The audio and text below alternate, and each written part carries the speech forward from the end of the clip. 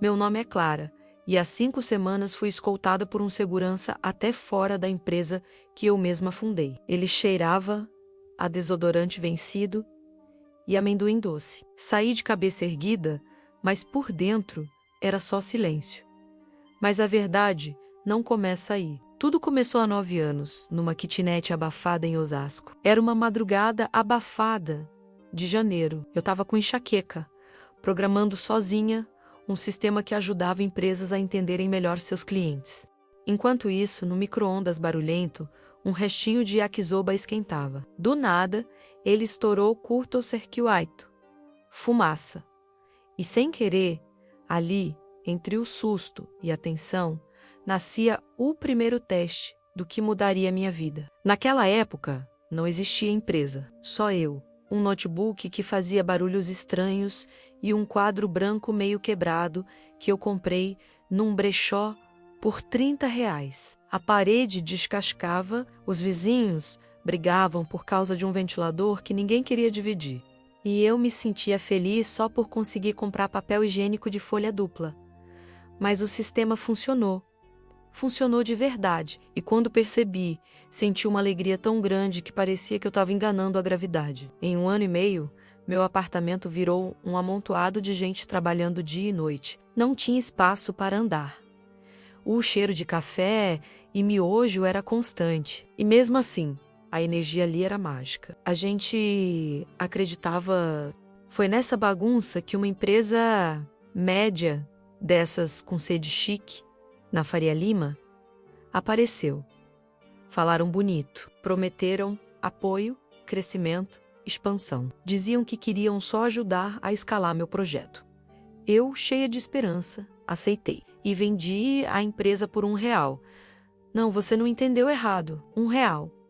Mas não foi burrice. A negociação envolvia ações, voz ativa nas decisões, influência a longo prazo. E, o mais importante, uma cláusula, uma linha lá no meio do contrato, perdida entre parágrafos e rodapés. Se eu fosse demitida sem justa causa, poderia recomprar a empresa, pelo mesmo valor, R$ 1. Lembro do meu advogado, o Maurício, franzindo a testa quando leu essa parte. Você acha que eles vão esquecer disso? Perguntou. Não vão nem notar, respondi, rindo.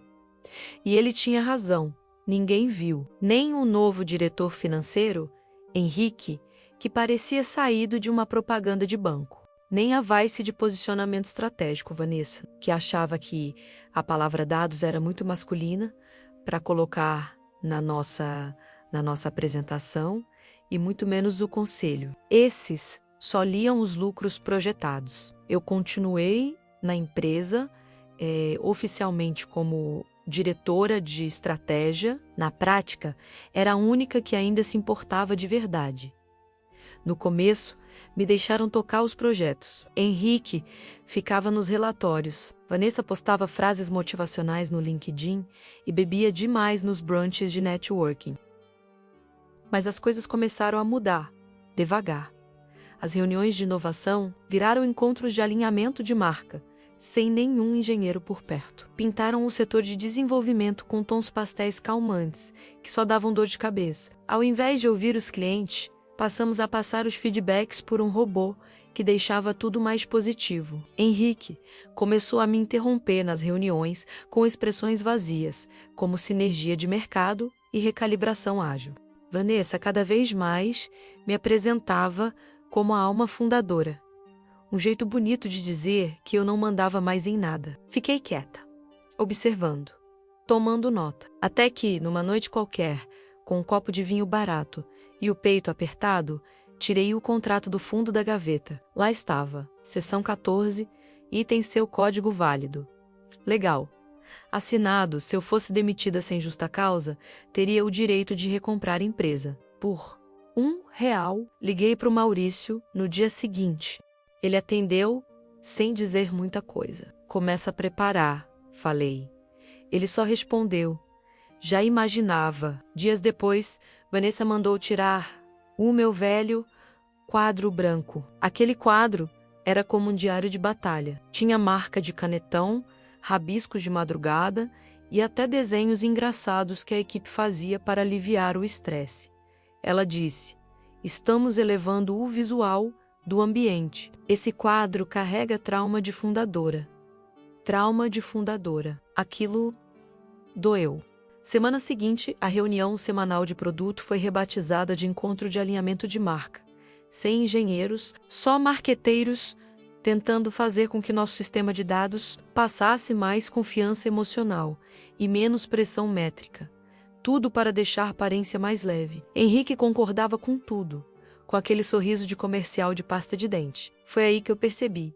Estavam me apagando aos poucos. Mas eu sabia esperar, sabia que quando a hora chegasse, ninguém veria o golpe vindo.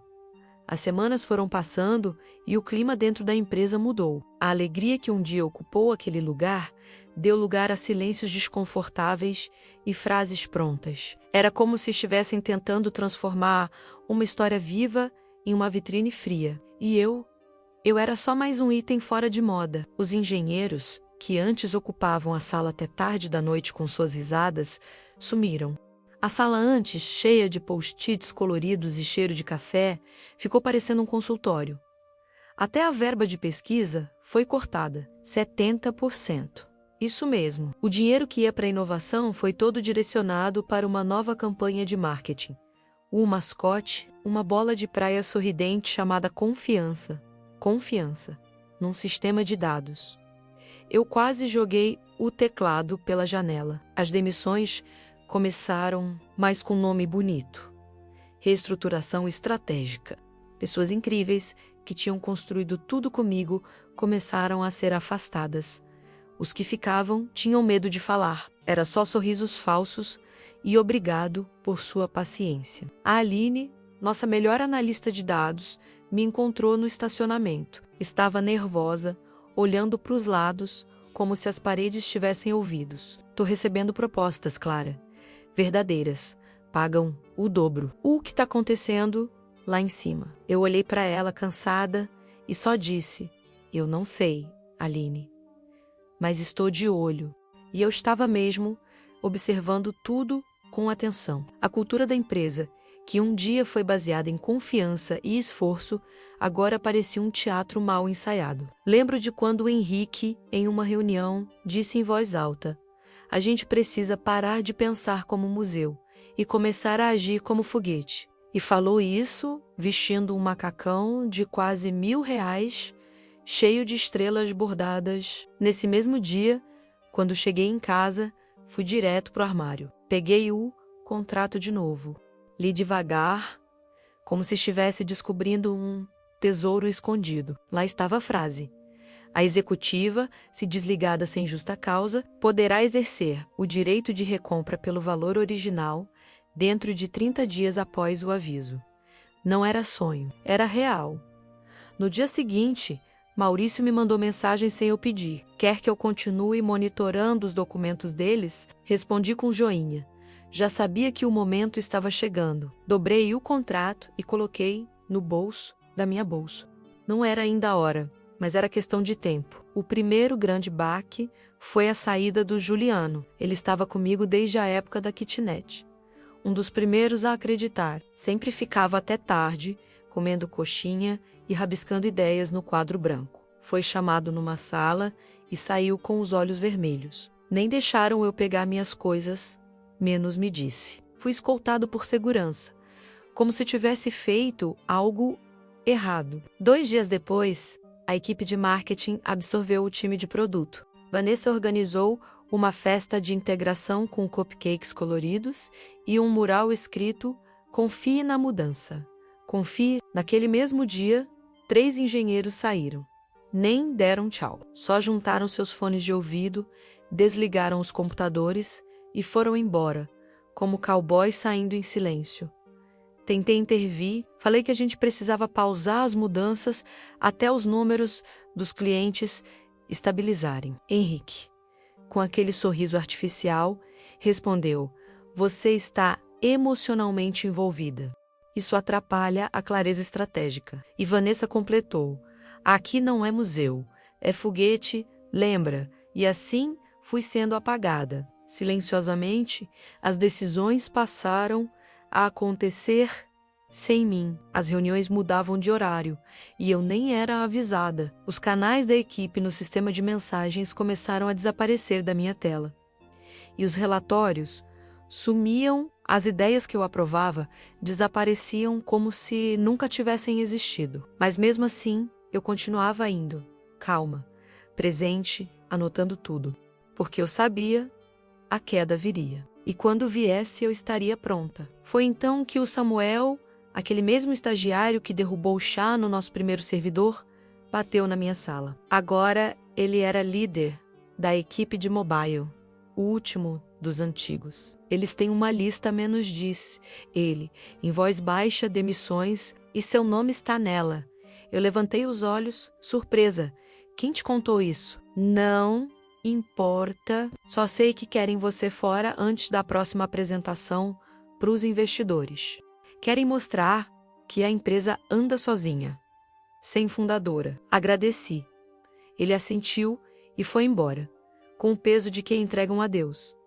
Naquela noite, não tomei vinho. Peguei minha caneta azul, abri o talão de cheques que o Maurício tinha me mandado semanas antes e escrevi com calma. Pagável a R$1, recompra conforme cláusula 14, código assinei, duvidei por um segundo, depois dobrei o cheque com cuidado e guardei em um envelope branco, sem remetente, sem endereço. Coloquei na gaveta da cabeceira, junto com uma lanterna velha e uma foto dos primeiros 5 integrantes da empresa. Estávamos ali, em volta do servidor antigo, numa cozinha gelada, sorrindo, feito bobos. Invencíveis. Eles achavam que estavam ganhando, mas esqueceram de quem escreveu as regras do jogo. Foi numa quinta-feira, às 4:30 da tarde, que o aviso chegou. Um convite de reunião sem assunto, só um bloco cinza no calendário escrito atualização. Não precisei perguntar. Eu sabia. O corredor, até a sala do Ahá, tinha cheiro de desinfetante com perfume barato. Entrei de cabeça erguida, usando meu melhor blazer, cabelo preso, rosto limpo, como quem assiste ao fim de um filme que já conhece de cor. Na sala estavam Henrique e Vanessa, sentados lado a lado como casal de formatura. A Rebeca, do Arraca, mal encostava na cadeira, segurando uma pasta como se tivesse uma cobra lá dentro. Henrique falou primeiro, com aquela voz de vendedor cansado, clara: nós valorizamos tudo o que você construiu, mas acreditamos que chegou o momento de seguir caminhos diferentes. Caminhos diferentes era a maneira polida de dizer você está fora. Vanessa entrou no discurso logo em seguida. Isso não apaga seu legado. Veja como uma nova etapa para todos nós. Ela sorriu como quem mata o cachorro e ainda quer elogio por ter feito carinho antes. Me passaram os papéis com rapidez.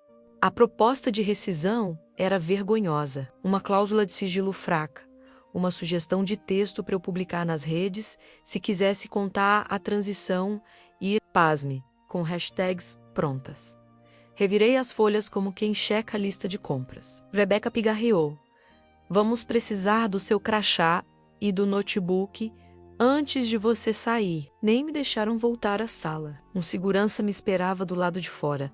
Um homem grande, calado, com o olhar de quem sabia que aquilo acontecia todo dia, mas nunca deixava de ser estranho. Na frente do elevador, entreguei tudo. Crachá, computador, chave do armário.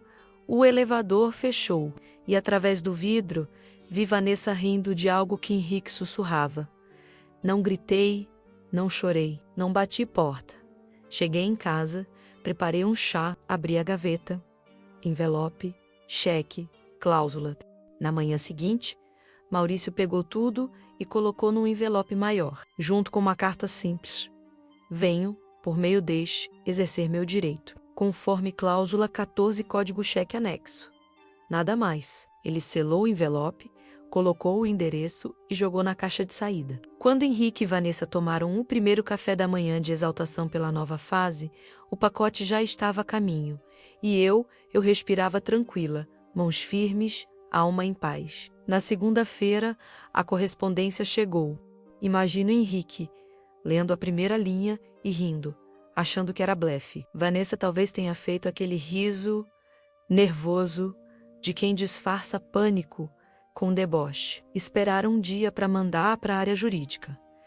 E aí veio a bomba, a advogada responsável Mariana, uma mulher que falava como se cada palavra custasse por minuto. Leu a cláusula, olhou nos olhos deles e disse: "Vocês realmente não leram isso?" Henrique gaguejou alguma desculpa. Mariana bateu com o dedo no papel. Ela pediu de volta. "Legalmente." "E vocês entregaram?" "Entregaram como?" "Demitiram sem justa causa." "E ela usou a cláusula que vocês assinaram." Na quarta-feira, Maurício começou a avisar discretamente a alguns antigos clientes. "Nada público, só mensagens pontuais. Em breve, estarei operando de forma independente novamente. Mesma tecnologia. Equipe melhor. Liderança de verdade." Meu celular parecia a árvore de Natal. Primeiro foi o Daniel, da Medivia. "Fiquei sabendo. Você voltou mesmo?" "Voltei." Respondi. Enquanto isso, imagino como foi a primeira reunião dos investidores, uma tragédia, todos de cara amarrada, documentos espalhados, cafezinho frio e o rosto de Henrique virando sombra. O que eles construíram em cima de vaidade e aparências estava desmoronando. E eu em casa, tomando chá, vendo tudo cair. Eles tentaram me enterrar, mas esqueceram que fui eu quem cavou o terreno. O conselho convocou uma reunião de emergência para sábado, às 9 da manhã. Nada de croissant, suco ou elogios. Só executivos nervosos, cada um com a mesma pergunta estampada no rosto: "Como deixamos isso acontecer?" Enquanto isso, eu e Maurício já tínhamos alugado uma nova sala. Um espaço menor, sim, mas com internet boa, café forte e parede sem pôster de frase motivacional. Um lugar onde o trabalho voltaria a ser de verdade.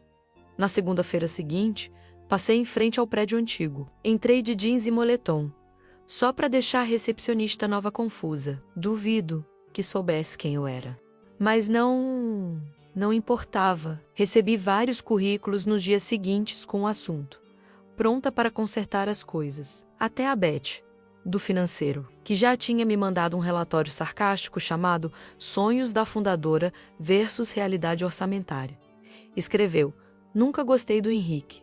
Tô contigo." Reunimos 10 pessoas numa sala com mesa de plástico e pizza. Era só o começo. Novo começo. A operação recebeu o nome de "Vamos botar esse motor para funcionar de novo." Samuel trouxe rosquinhas. Maurício trouxe os contratos, eu trouxe a vontade. 2 meses depois, a nova empresa já tinha nome, equipe e propósito. Nada de mascote sorridente, nada de frases feitas, era só gente boa, trabalhando direito, sem palco, sem pompa. A notícia da recompra não demorou a vazar. Um colunista econômico escreveu: "Fundadora silenciada reaparece com cláusula que virou pesadelo jurídico." E bastou isso? Bastou uma frase para acender a fogueira. Henrique tentou abafar, dizendo que era um detalhe técnico, mas os investidores já estavam impacientes. Como ninguém percebeu que ela podia pegar tudo de volta por R$1? Perguntavam, olhando os papéis como se procurassem fantasmas. Vanessa, que adorava uma reunião colorida, sumiu das redes sociais por semanas. O perfil dela, que antes postava vídeos sobre liderança do amanhã, virou um campo de silêncio. Enquanto isso, nossa equipe crescia. Começamos a contratar os antigos. Aline voltou, Juliano também. Beth apareceu com planilhas prontas e falou: "Já fiz a projeção do segundo trimestre." Sim, antes de me pedirem. O nome da nova empresa: Raiz Inteligência. Um jeito simples de dizer que a gente voltava ao começo, mas com os pés mais firmes e os olhos mais atentos. A imprensa tentou contato comigo, claro. Queriam entrevista, queriam manchete. Eu só disse uma frase para todos: eu não quero vingança. Eu quero construir. E foi isso que fizemos. O primeiro projeto saiu em 25 dias. Um sistema novo, limpo, direto, feito com base nos erros antigos. E o resultado? O cliente dobrou os números em 1 mês. Sem campanha de balão, sem mascote, sem propaganda cara. só trabalho. Enquanto isso, a antiga empresa começou a falhar. Os números caíam, o sistema dava erro, o aplicativo travava. E os clientes voltavam para a gente um por um, silenciosamente, como quem volta para casa depois de se perder. Um dia, recebi uma carta. Era da Mariana, a advogada deles. Uma folha só, sem logo, sem carimbo, dizia apenas: Clara, parabéns. Nem toda cláusula é só papel. Algumas têm alma. E a sua salvou mais do que uma empresa. Guardei essa carta na mesma gaveta do primeiro contrato, ao lado da lanterna, da foto antiga e do envelope branco que mudou tudo. No final daquele mês, fizemos um café da manhã simples: pão de queijo, bolo de fubá e café passado na hora. Todos em volta da mesa, rindo, respirando, como nos velhos tempos. Samuel, o estagiário que virou líder, pegou a palavra e disse: Essa empresa tem cara de gente, não de foguete. E todos bateram palmas. Eu olhei em volta. A sala era pequena, mas cheia de vida. As paredes brancas estavam começando a ganhar cor, com desenhos e anotações. E o mais importante, ninguém ali precisava disfarçar a própria voz. Henrique pediu demissão antes do fim do ano. Vanessa foi realocada para uma consultoria. A empresa que eles tentaram transformar num palco virou ruína. Mas o que era raiz cresceu. Essa história me ensinou que o que sustenta uma empresa não é o marketing, nem o número de seguidores, nem a roupa da diretoria. É o cuidado, a escuta, o compromisso com quem constrói junto. Às vezes, é preciso perder tudo para entender o que realmente vale. E sabe, o que mais? Não me arrependo da demissão. Aquilo foi o empurrão que eu precisava para voltar para mim. Se você chegou até aqui, talvez também esteja passando por alguma mudança difícil. Então ouve esse conselho de quem já caiu e se levantou.